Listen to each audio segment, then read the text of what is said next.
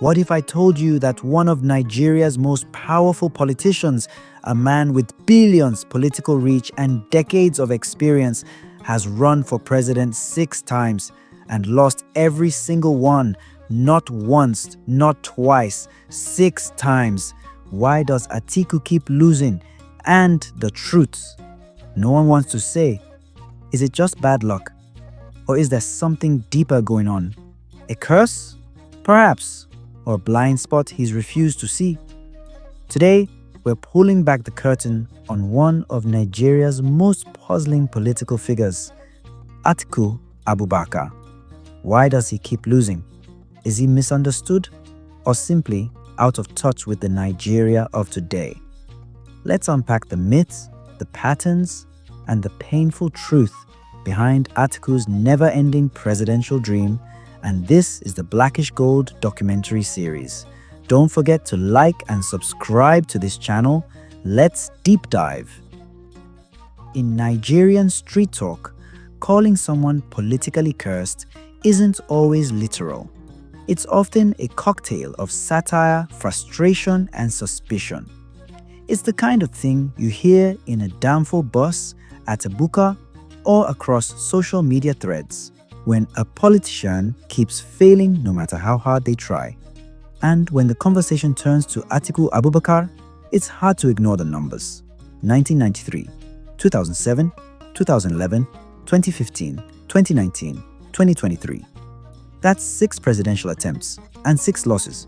No Nigerian politician has tried harder or failed more. He has the money, he has the structure, he even has the name recognition.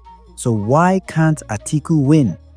Some blame internal party sabotage, others point to poor timing, public distrust, or his inability to connect with Nigeria's younger generation. And then, of course, there's the dramatic theory. Maybe he's just cursed. But is it really a curse? Or is it a case of recycled strategy in a country that's moved on? In this video, we separate superstition from strategy and explore the real reasons why Atiku Abubakar keeps losing Nigeria's biggest political prize, again and again. Real reason 1: poor timing. Atiku Abubakar's ambition has never been in question. He's one of Nigeria's most persistent presidential contenders. But in politics, timing is everything. And unfortunately, Atiku's has been consistently off. In 2007, he ran against a sitting PDP government while on the ticket of the newly formed Action Congress, AC, with his legal battles over disqualification overshadowing his campaign. In 2015, he contested the APC primary against Muhammadu Buhari, a northern candidate with massive grassroots support, and lost. Then in 2019 and 2023, he ran under a deeply divided PDP, facing a re-energized APC and the rise of third force movements like Obi's Labour Party, which split the opposition vote. Worse still, his insistence on running despite zoning controversies further alienated southern blocs. Atiku isn't cursed. He just keeps showing up when the political climate is least favorable. And in Nigeria's power game, that's fatal. 2. Political baggage. Let's be honest. Many Nigerians view Atiku Abubakar as the poster boy for the old political elite. His image is burdened by a long history of political controversies, most notably corruption allegations during his time as vice president under Olusegun Obasanjo.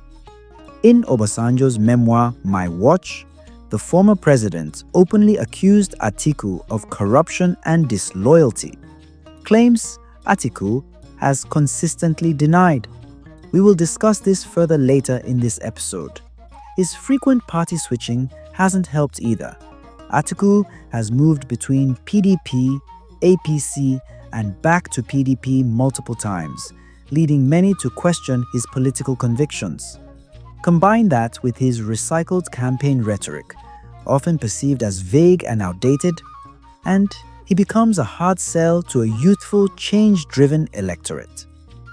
Regardless of his qualifications or intentions, The perception of baggage sticks.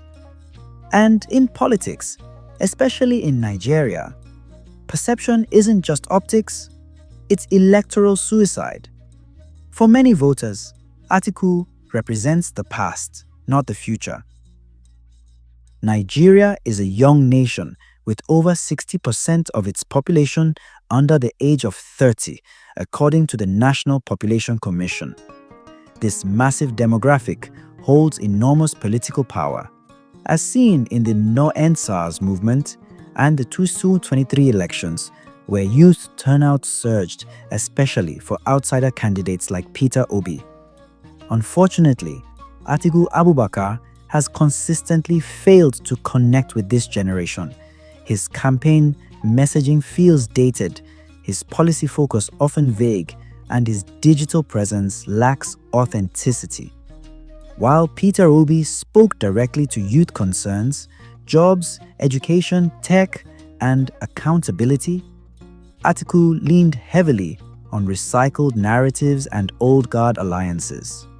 In a country where social media has become a battleground for political influence, Atiku's team often appeared reactive rather than engaged. To the average young Nigerian, Atiku represents the past, not the future. A legacy politician trying to lead a generation that no longer relates to him.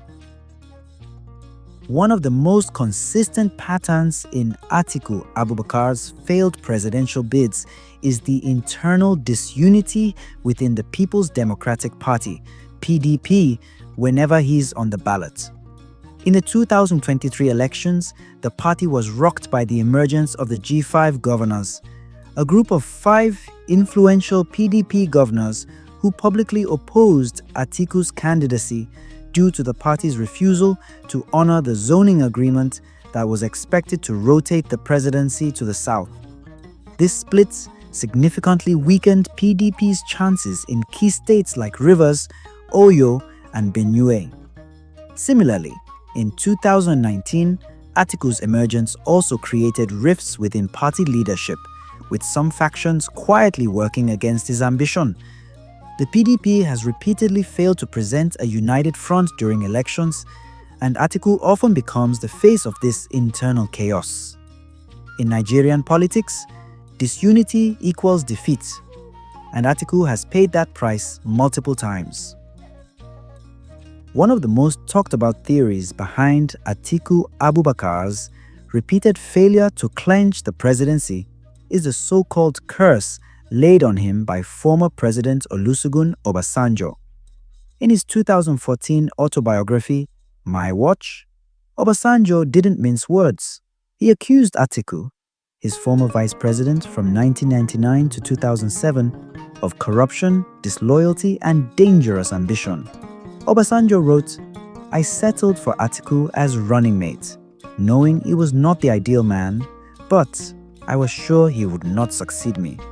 He further stated, "God will never forgive me if I support Atiku for president." That statement fueled national speculation that Atiku was spiritually and politically cursed by his former boss. Even when Atiku reconciled with Obasanjo in 2018 before the 2019 election, many believed the damage was already done, both to his image and possibly to his destiny.